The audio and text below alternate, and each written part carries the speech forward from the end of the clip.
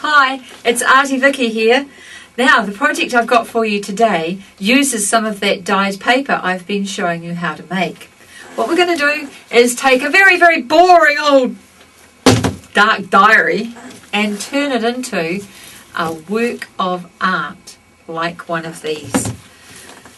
The diary we're going to use is a large one. I buy them partway through the year when the shops reduce them to about $1 each, and I use them as books for writing just everything, my planning, my art activities. I've got a book that goes back to when my daughter was 2 years old and I was planning her first birthday party. I wrote out the food list, I wrote out all the plans for it, and I've still got them, and I used them again for other birthday parties. It's all written in here, and the best thing about a diary like this, aside from it having 365 useful lined pages, is it has an index, and you can write where your stuff is.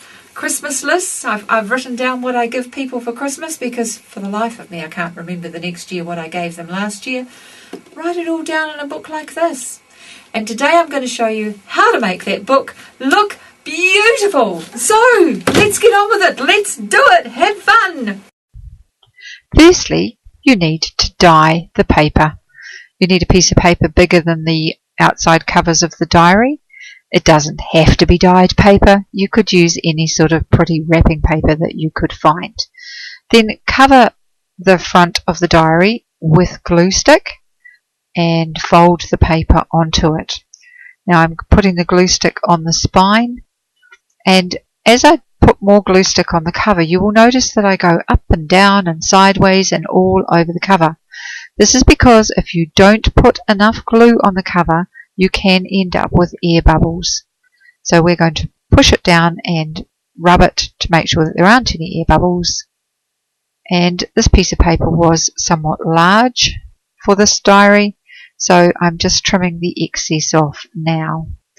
And when I finish doing that, I'm going to cut across the corners at a diagonal, this and into the spine at a diagonal, and the same for the other side of the book.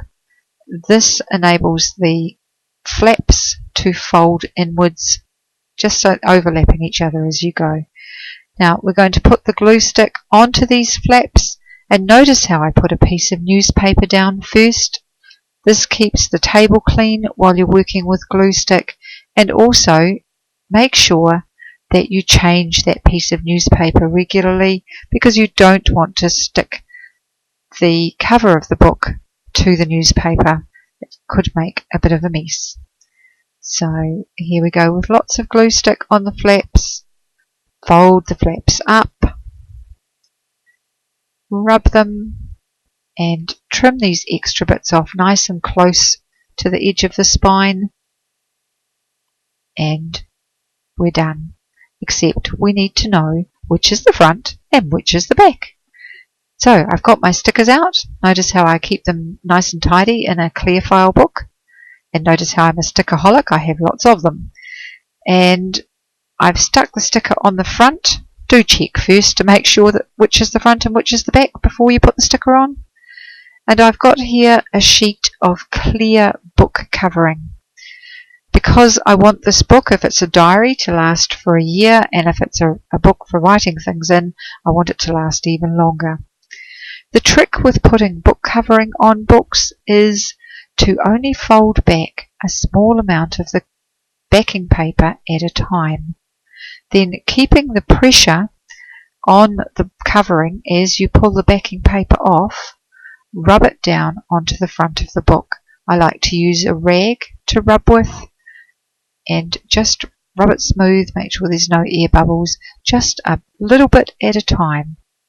Now we're going to once again cut those angles at the corners and into the spine of the book and fold the flaps up. In this case we do 1/2 of the book at a time. Now we can finish putting the backing paper around the spine, and once again, keeping it taut, pull the backing paper off and rub that clear book covering down onto the back of the book. And cut those angles across the book covering so that you can fold that in. And once again, just give it a bit of a rub down and cut those end flaps off. And there you have it, one absolutely beautiful diary.